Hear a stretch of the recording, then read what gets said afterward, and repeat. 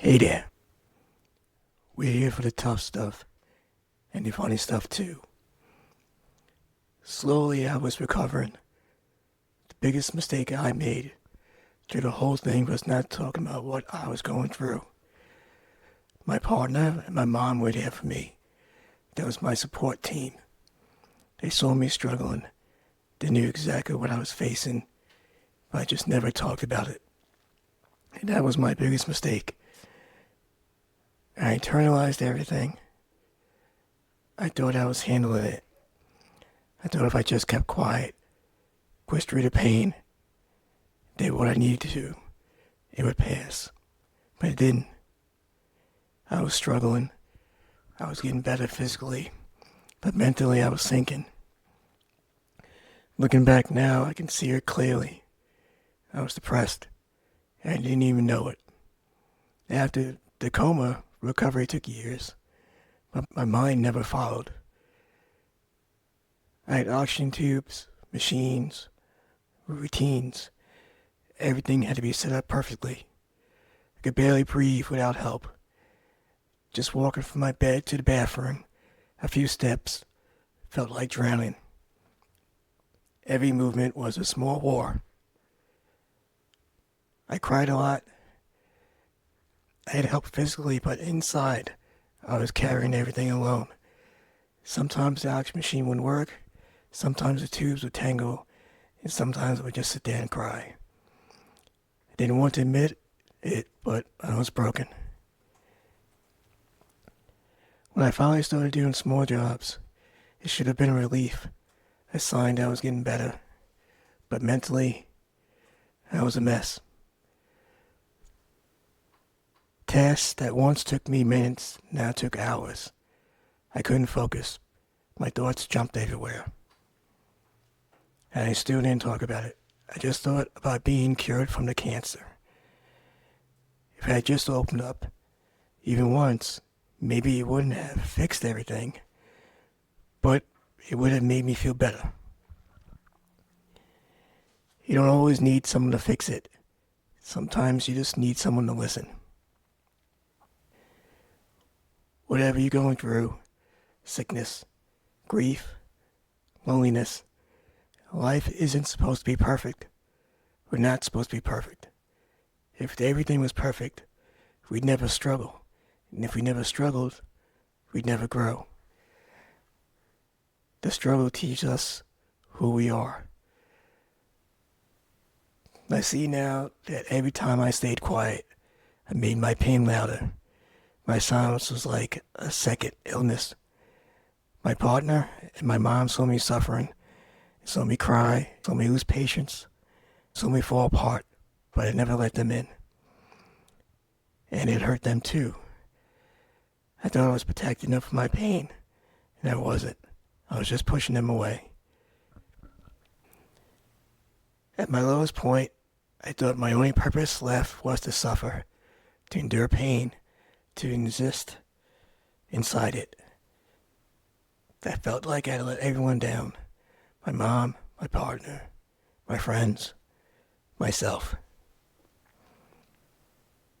I was good once. I was strong once. And then I wasn't. I would sit in silence and ask, why did I get sick? What did I do wrong? Even when I had my support team right beside me, I wouldn't open up. I was angry. I was sad. I was numb. All at once. I fell literally and mentally, but somehow I kept getting back up. Slowly, painfully, I started moving forward again. The truth is, I never made a conscious choice to stay quiet. It's just who I'd always been. The one who handles it alone. The one who doesn't need help. But that's wrong. So wrong.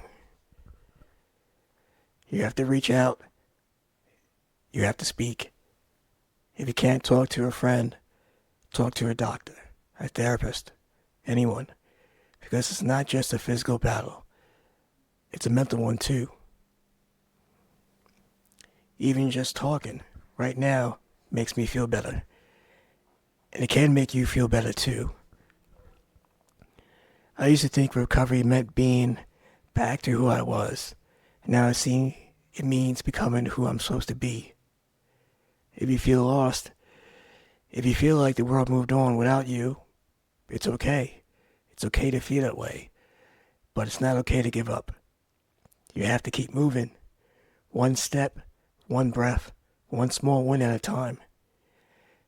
I was grateful for being alive, but I didn't feel alive. I would remind myself, you're a miracle. Every doctor said so, but I didn't feel like a miracle. I felt like a burden. Then I started to force myself to notice the small things, the gratitude moments. My first trip to the supermarket, for example. I still needed oxygen, but I made it there on my own. The tank sat in the cart, the tube trailed from my face, and I did my shopping. That moment was freedom. Not because I was healed, but because I was living again. My cancer came back. I had to go through chemotherapy again, but this time was different. First time, I was strong. The second time, I was broken. I was dragging oxygen tanks, struggling to breathe, sitting in a room full of strangers, always fighting the same invisible monster. I was the youngest person there, the only one on oxygen.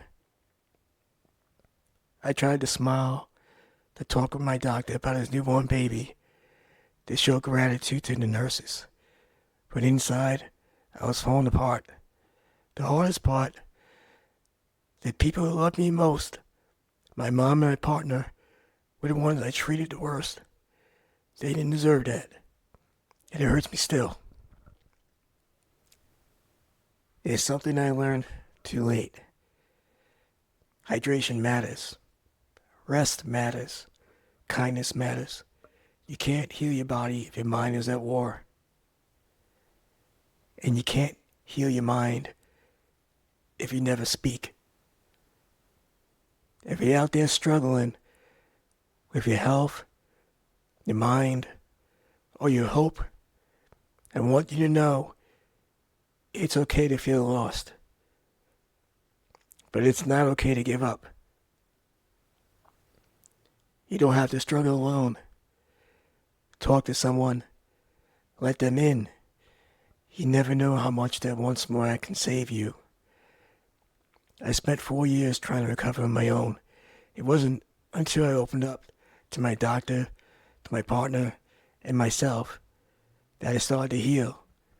Today is the best I've felt in 4 years. I'm not the same person I was before. I'm not supposed to be. Never take a shortcut. Don't take a day off. Don't expect anything. Earn everything. Be strong. Stay kind. Find something to smile about.